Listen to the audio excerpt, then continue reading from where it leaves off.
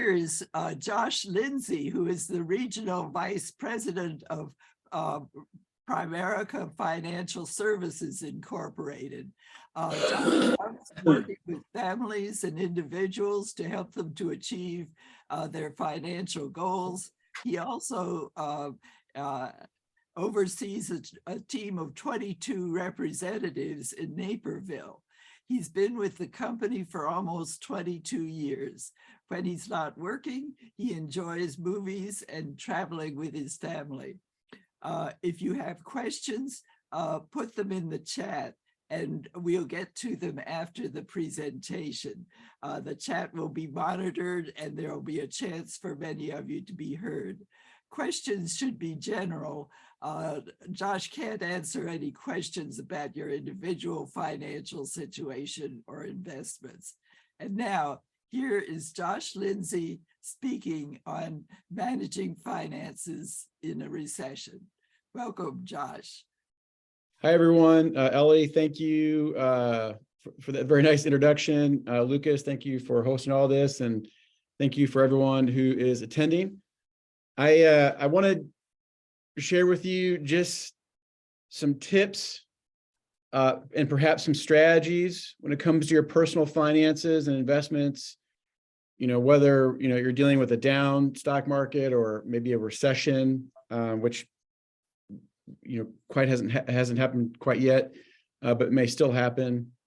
And so I'm going to go over some things. A lot of handling money has to do with behavior and emotions, and just a little bit with head knowledge. We need some knowledge, but it's only about 20% is what you really need when it comes to money. 80% is behavior and emotion. So I'm just going to talk about, both, but a lot of it, again, it will be more on the behavior side. How do we think? How do we respond? Things like that. And so I'm going to share my screen here. A little presentation, just kind of walk us a visual for you to look at as we walk through this. Some of you may have heard this before many times. This too shall pass. I remember sitting in a cafe or a diner in Chicago waiting for a client to sit down with me. I overheard some gentlemen. This is back in 2007 when home prices were just going up and up and up. And they said, these prices just can't go up forever. And I thought that's true, but I thought, well, what's going to happen, right? Well, 2008 happened and the market crashed and home prices went down and we thought the world had collapsed. But we've recovered from that. That passed. And this shall pass. Last year was not a great year for the stock market, but the thing to remember is it's normal. There was really nothing unusual. There were a few unusual things about last year, but not too many. And we have many things to be optimistic about. So just remember to have a historical perspective and that we're going to get past this. So a couple tips. Number one, relax. A lot of us spend way too much time looking at the news, listening to the news on the radio, reading things. Most of that is just fear-based. I have a client who she watched one particular station all the time. It was on constantly. And you could tell by her questions where she was getting her news. And so usually our conversations are about, well, why don't you watch a little bit less news, go outside, take a walk, enjoy an activity. And what was funny was, fast forward, I was on a call with her. I was on speakerphone. Her adult daughter was in the background. And my client said, Josh, good news. I've gotten away from the news. I'm not watching it anymore. And I said, that's great. And in the background, I could hear her daughter yelling, she's lying. And the reality is it's just hard to get away from it. So maybe you can't get away from it entirely, but take breaks, right? And here's one of the reasons why. Some of you may know the name Jamie Dimon, CEO of Chase. He's on the Federal Reserve Board, whatever. Anyway, whatever you think of him is irrelevant. The point is he's a mover and shaker. People listen to what he says when it comes to investments. And he said that, we have a hurricane coming. He said this last year. It rattled people. It scared people. And then back on January 10th, he said, well, no, it's not quite as bad as we thought it was going to be. Here, I'm gonna move something here. It says, just some storm clouds, right? So not that bad. Well, if you had read what he had read, if you had read or heard what he had said last year, that may have scared you. But it turns out he wasn't right. Or maybe he was, but he changed his mind, and now people are relaxed or not. And they're just going with whatever the news cycle says. And it's just not a healthy way to live. The next thing is know your triggers. Sometimes we just need to take a break from looking at our investments. It's not about timing the market. Should I take my money out? Should I put my money in? It's really about time in the market. So we have to give the market time to let our investments recover, to grow, to benefit. That's how they really benefit, is letting them be in the market. Now, this assumes you have a good strategy, you're diversified, things like that. But assuming that, we need to be prepared for the ups and downs, and maybe just take a break of don't look at your IRA, don't look at your mutual funds, don't look at your stocks every day, every hour, because that can be very stressful. One tip, and some of you may do this already, but is to shop with cash. When we do that, we spend less money. When we have a credit card or a debit card, we tend to spend more because swiping is easier. It actually sends positive feelings into our brain, where when we spend with cash, the opposite happens. It triggers negative feelings, and so we want to spend less. This goes without saying, but pay your bills on time. If you're having issues with keeping up on bills, I don't imagine many of you are, but let's say you are, it's okay to get help, get some guidance with a budget, getting some help getting caught up. There's no reason to rob Peter to pay Paul and just cause more stress.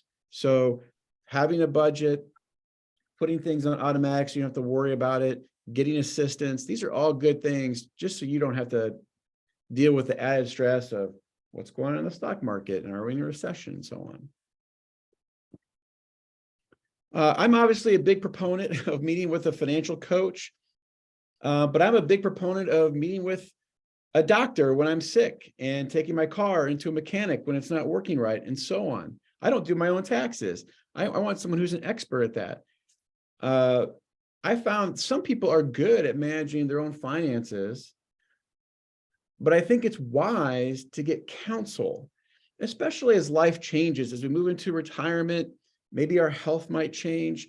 Maybe we have adult children who are in the dark, and maybe we don't share all information with them, but it'd be good to have an advocate, someone who's there on your side to, if things change in the stock market, things change with your health, with your lifestyle, that they can be there to communicate on your behalf or to others, or be prepared when things do change. I really encourage people, don't do this alone. If you haven't met with your financial planner in a while, it's always good to do it at least on an annual basis, to do a review, to get an update. And again, if you don't have one, talk to you. You guys have such a great community, so many resources. I think what you do is phenomenal. In fact, I'm thinking about coming this Friday to your cafe on technology and bringing myself. I probably can't come, but these things sound like great resources.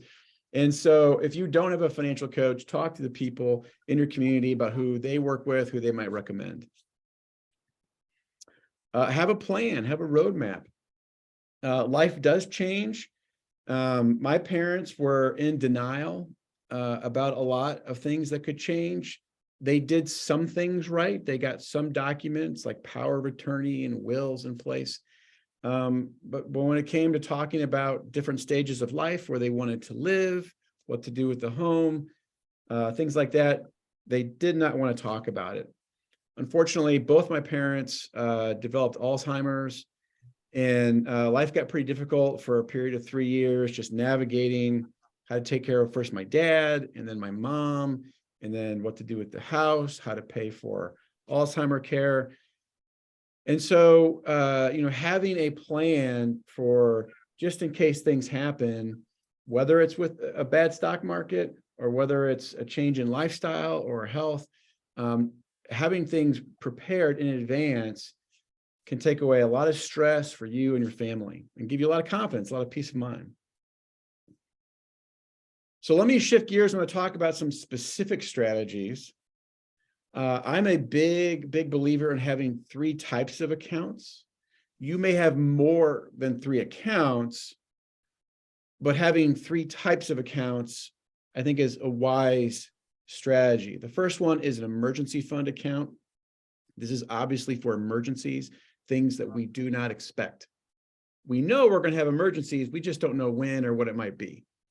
And so how much should you have? Well, it varies. Some people base it on their income.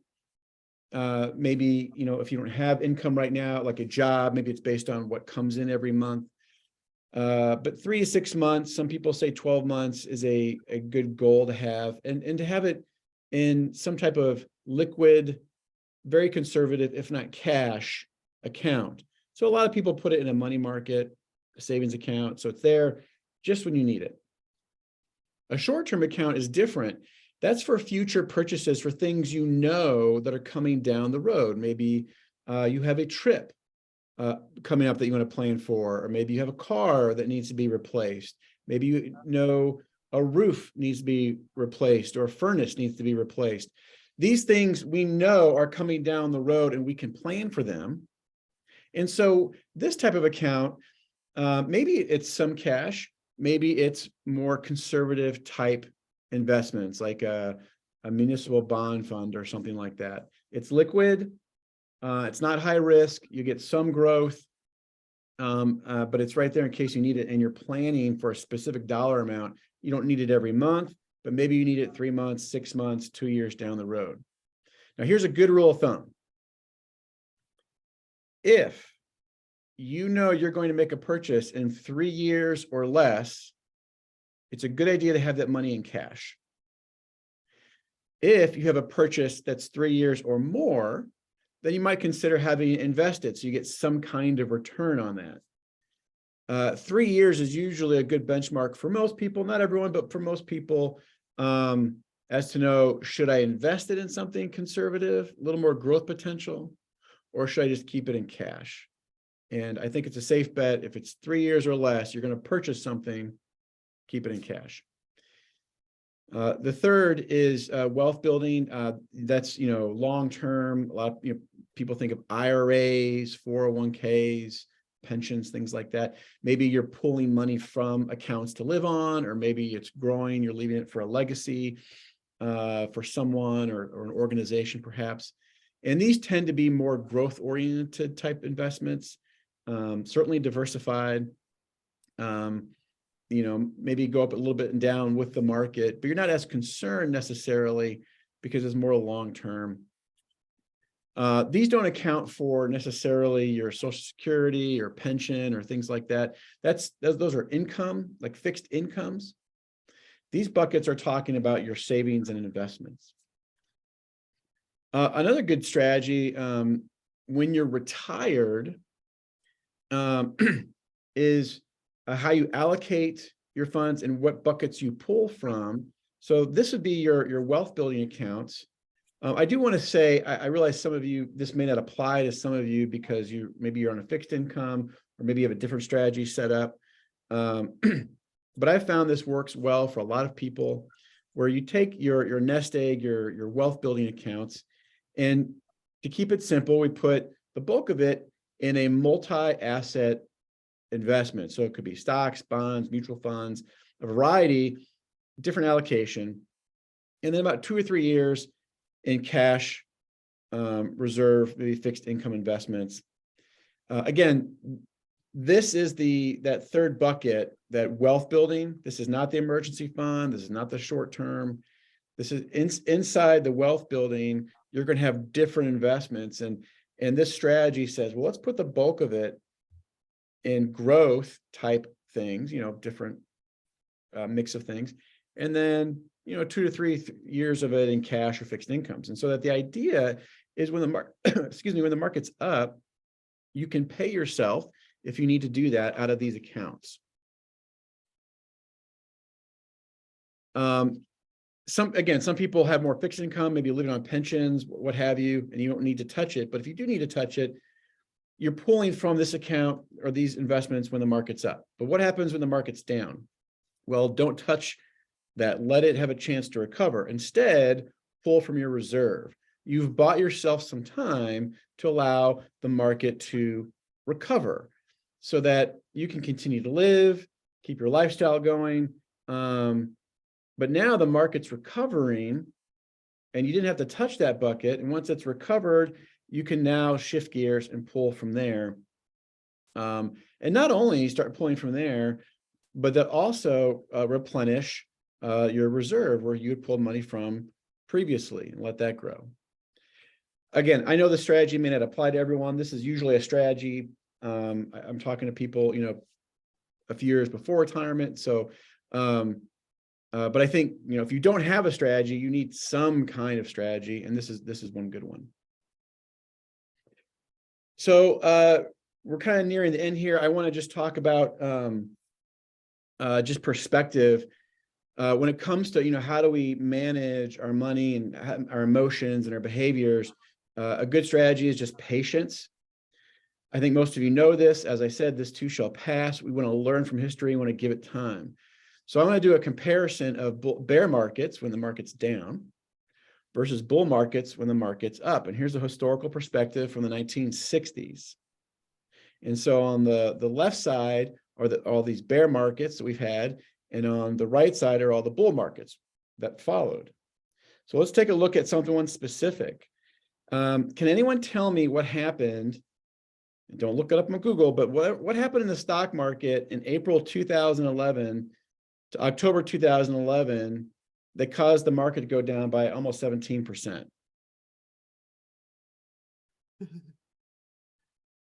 Anyone want to take a guess?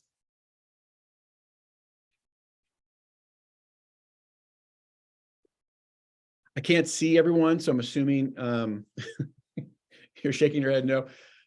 It was the Greece debacle. So the country of Greece was all their financials, like they were about to collapse, and it was going to have a domino effect on Europe and then the rest of the world. People were terrified. The sky was falling. It was the end of the world as we know it. But look what happened immediately following that. October 2011 to May 2015, 44 months of an up market. The market was up almost 72%. And here's the thing. The sky was falling back in April and May and so on, 2011, but no one remembered why. And of course, a bull market followed and had quite a recovery. And so the point is when we're in the midst of it, we think we've never been in a time like this. It's never been this bad. We've never seen anything like this before. It's unprecedented, right? And we get wrapped up in that, but we forget historically that most of us felt that way about every recession, about every bear market. And then we kind of forget about it when the market recovers. And so I think it's helpful to have that perspective and just be patient, because here's the historical perspective. Since 1960, we've had 20 bear markets.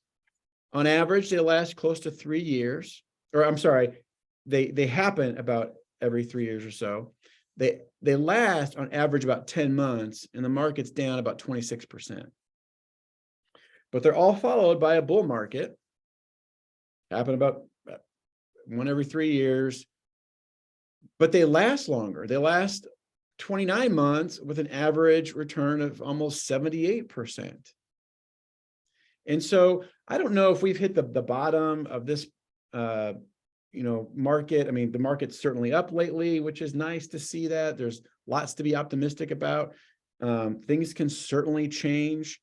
Will there be a recession? Maybe, probably. I don't know.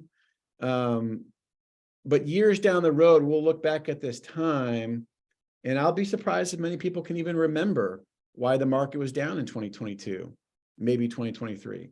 They'll probably say, well, it was COVID, right? It's like, well, not necessarily. Inflation and interest rates affected it, war in Ukraine. But you give enough time, people forget those details. So having perspective, patience is helpful. So wrapping up again, this too shall pass. I think when I was asked to do this, the market was down. Well, the market's up right now. So people are wondering about why are we worried, right? And so I hopefully you found that helpful. I just want to say thank you again for the opportunity to speak, but I want to give an opportunity for any questions you might have right now.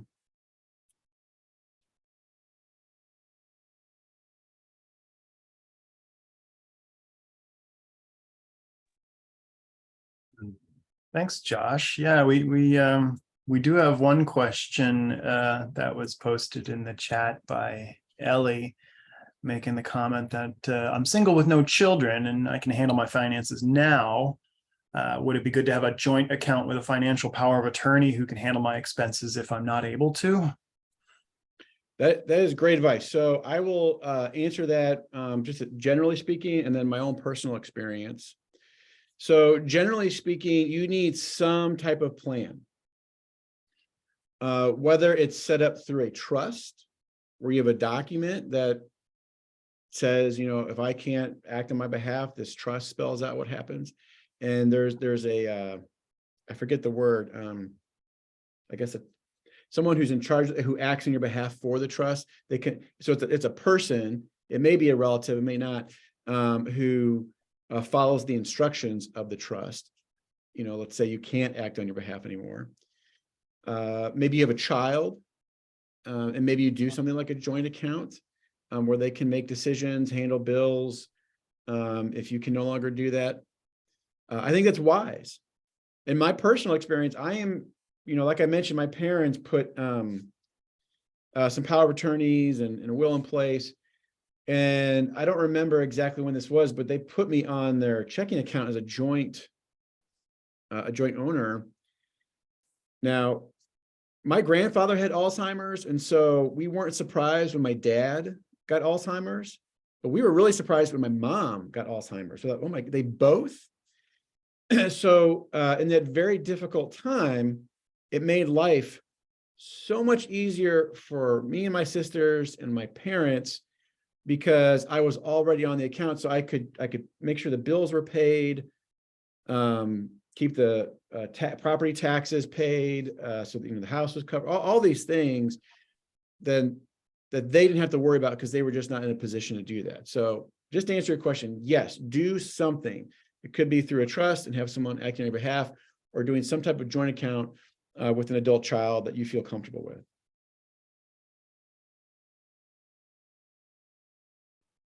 Yeah, Susan, you have your hand up. I see. You can unmute yourself and ask a question. Okay, if you have a pension and you also separately have a portfolio, modest, a stock market account, I've been advised to draw from my portfolio for expenses before I draw from my pension, because the portfolio is already after tax. I've already paid taxes. This bothers me, because the portfolio, assuming optimist that I am, will continue to grow.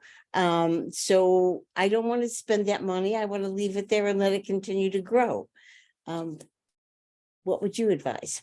Well, so just real quick, just to say, because it's specific to your situation, the short answer is it depends. And so not knowing your full picture, I wouldn't know if that was good advice or not.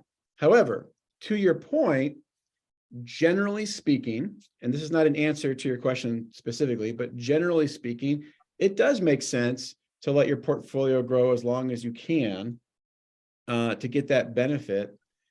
I don't know how the pension works. Like if you're already taking it, if it gets larger, the longer you delay it, things like that. But the market, a few months ago was down. That would have been a bad time potentially to take it out. The market's beginning to recover a little bit. It might be a good time to take it out now. So again, it just depends on your situation. And I don't know if the person who gave you the advice is a financial professional or not. And so hopefully they would know more about your situation than I do. And so that might be good advice. But here's the thing. I think this is a good point that you bring up. sometimes we're given advice from a doctor or a financial professional or a mechanic, whatever. And just because they're the expert, I mean, you should give them some credence, like, well, they should know what they're talking about. It's still good to ask questions, to push back, say, well, why do you think that? Wouldn't it make more sense to do this? And maybe in that discussion, you learn, oh, this is why it does make more sense to do that. Or in that discussion, it reveals more information and, to the professional, and they say, well, okay, maybe we don't do it that way. Maybe we do it a different way. So to wrap up, just to say, it depends. Hopefully that's a financial professional who knows what they're talking about and knows your situation. Mhm. But to your point, yeah, I agree. You do want your money to grow as long as it can. But it just depends on your situation, because we need money to live, right? And sometimes you just got to take it out to pay the bills or, do whatever. Thank you. Laura, yeah, go ahead, please unmute yourself and ask your question there. It looks like you're still on mute, Laura. Oh,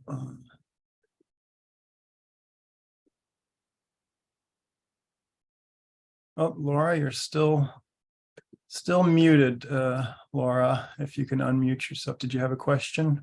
All right.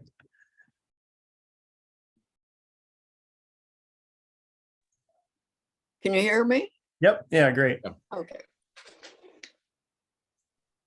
Susan, at least in my experience, the pension is something that's kind of fixed, but I have a pension, and it is linked to the amount of time I served as a librarian for CPL.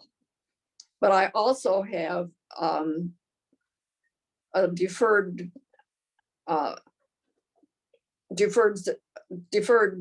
compensation account, which is different from the pension, and it's but it's something that I have to take a certain amount out. It's like an IRA, and I have to take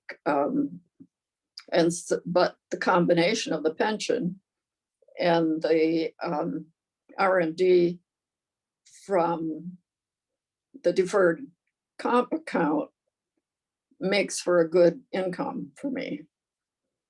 So it's a difference between a pension that's kind of fixed by your service, and you may get cost of living increases or something like that, but I think that's a really good point that you bring up, Laura. And again, it just goes back to everyone's unique situation.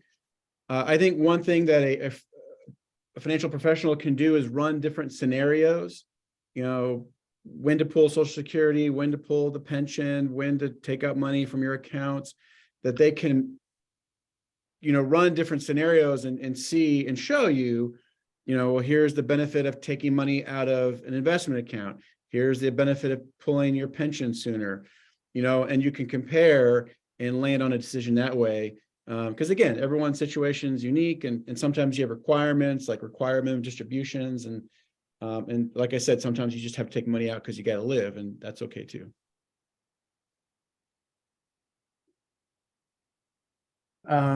Yeah, I put a link in the chat there, Josh. It's kind of unfair of me to drop this on your plate here, but there's apparently some sort of a change in IRA giving law that enhances and expands IRA charitable rollover giving that is relatively newer this year, I think, in 2023. I don't know if that ever has crossed your desk yet, but or if in general, if you have any kind of words to just sort of clarify to those of us what is IRA charitable giving, and if that's something that's advantageous for those of us here to consider offering. Of course, selfishly motivated here as one who's always looking to bring more money into Hyde Park Village to help support our fabulous mission. Yeah. I'll be honest, this is not my area of expertise. The little I know about it, it looks like it's one of the things it's doing is increasing what you can give. But I apologize. I did not come prepared to talk about this, and Not at all. No, and it's unfair of me to just drop it on you here, but all we've right, just quite been all right. talking a lot about IRA charitable giving at Hyde Park Village and how to just educate ourselves on that as a potential good source or a means of our members to help support the village. Yeah. Well, I so believe- It's Oh. an advantageous thing to do. I've done it. I inherited an IRA and I've been using it for charitable giving. It helps you, it gives you a tax break, but there are certain rules to it. So if it would be useful to see whatever Luke is putting a link to, because to get the latest information on it. Yeah. I see Ellie has her hand up. I believe, I don't know, am I not, I thought I was not muted. What is it? Why it's not, does anybody hear me? We can hear you, Joe. Yeah. Oh, because I had a question in the chat, but Oh. also it's a little question, but also in regard to the IRA, I think part of the rules is you used to have to take the minimum distribution at 70.5, and I think they advanced that to 72. And I think you can put more dollars in per year, but I've been drawing on the minimum distribution for like 20 years already, so the new rules don't affect me in any way. But my question is, since I'm talking now, is once COVID came in and people didn't want to handle cash so much, I started using my charge cards for all but teeny little purchases. If it was $1 or $2 or $5, I would use cash. But I started using my charge card for other things. And so certainly for big things that cost 100 or 200 or 300, who wants to walk around Chicago with carrying that kind of money? Because I said somebody else might want it. And although most of that might happen, later on at night if you're walking by the streets by yourself, but it happens during the daytime too. So I've taken to using my charge card and of course having longer lists of things when I get to the monthly statement than I used to. But to me, it's an advantage. Oh, I appreciate you sharing that point, and I 100% agree. Anything that I would recommend or anyone else might recommend, you got to take the best and leave the rest. If using cash is not going to be beneficial, then obviously don't do that, right? For safety reasons and convenience and things like that. For some people, it's a great strategy. But yeah, I like the idea of take the best, leave the rest. If I say something doesn't apply to you, you can just leave it behind. Ellie, you've had your hand up Yes. for a while. Yes, this is getting back to the required minimum distributions. You probably know, but I have enough money with my pension and Social Security. I don't need the required minimum distribution money. So you can give that money to a nonprofit organization and you don't have to pay taxes. It's called a qualified charitable distribution, and there would be forms on your accounts for on the IRA or whatever as to how to do it. And you can't give it directly. You have to get a check made out to the charity, but it's a good way of avoiding some taxes on that money. Yeah. That's a great point.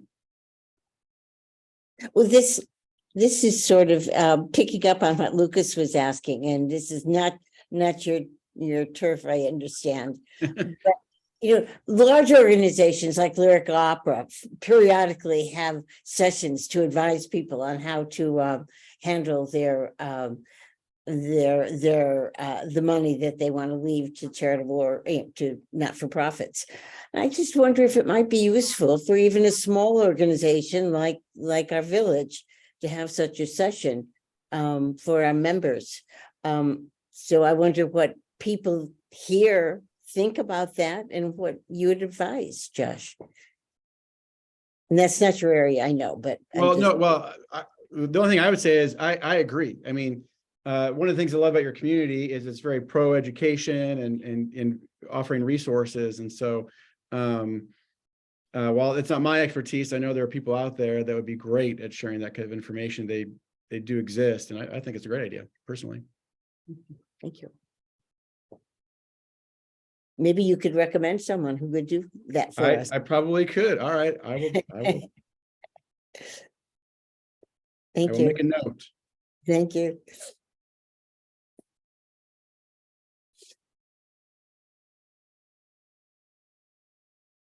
Great. Well, yeah. So speak now, everyone, or hold your peace. We still have a few minutes left. If anybody has any further follow-up questions, definitely raise your hand, unmute yourself, start talking, put it in the chat. If not, this is certainly, I think, really helpful and informative for me. Oh, Susan's got one, please. Okay, this is off topic, but I found the Gilbert and Sullivan prices, and it's a group rate. It's only $15. General admission is $25. So it's a really good deal to encourage all your friends to go. It's going to be a great show, and you get a great price if you buy through the village. Yeah. So when is it, Susan? Hmm? When is it? Oh, March 3rd and 4th. That's Friday and Saturday at 7:30, and on Sunday at 2 Okay, in Mandel Hall. yeah, And I'll be selling tickets at the next drop-in okay. at the group rate. The next drop, and that's February 22nd. Yeah, Right. Wednesday. Great. Oh, Anne, you got to unmute yourself there, Anne. I see you talking. Want to make one other comment on credit cards that I've noticed a change in lately. During pandemic, everybody encouraged you to use them. They didn't want cash. But now I'm finding many small businesses are charging extra, having you cover the credit card charge. Are other people having this kind of it doesn't tend to be the big places, but it is the, I had my hair cut and they wanted that additional amount. Are others finding that? It's kind of discouraging. It's not much. I had the same thing. I guess we probably go to the same salon. But it's a lot of places I've run into. Just, it's not much, but it's an additional amount. Yes, I've also noticed it. they have to pay a charge themselves for the credit card, so they're Right, just and you're paying it charge on instead you. of them. So I've gone to a few places that will give me a discount if I pay cash. Yeah. I think you're right, Josh, that if you pay cash, you tend to spend less. On the other hand, if you can manage to pay off your credit cards every month, it really does make life a lot easier. Oh yeah. Yeah, that's Why add something I've stress? lived by as ever since I the do first too. credit card. I just set it to pay in full every month. Mhm. Yeah. And Southwest Nice. gives you miles, so Mm. Yes. that's an advantage. Yep. Wonderful. All right. This has been very informative. Very good. Yes. Thank you, Jeff, Yes. very much. Thank Yes, you. I indeed. found it fascinating. Are there more questions before? I just want to say thank you for saying that. I appreciate it. Again, thank you for having me back. It's fun to share this information. But I just encourage everyone, there's reason to be hopeful and optimistic about the market long term. And but in the meantime, if you don't have someone in your corner giving you guidance, I encourage you to reach out, find someone that can help you.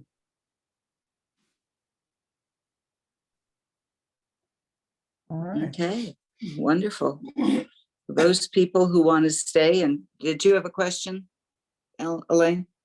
No? Okay. No. Who want to stay and chat?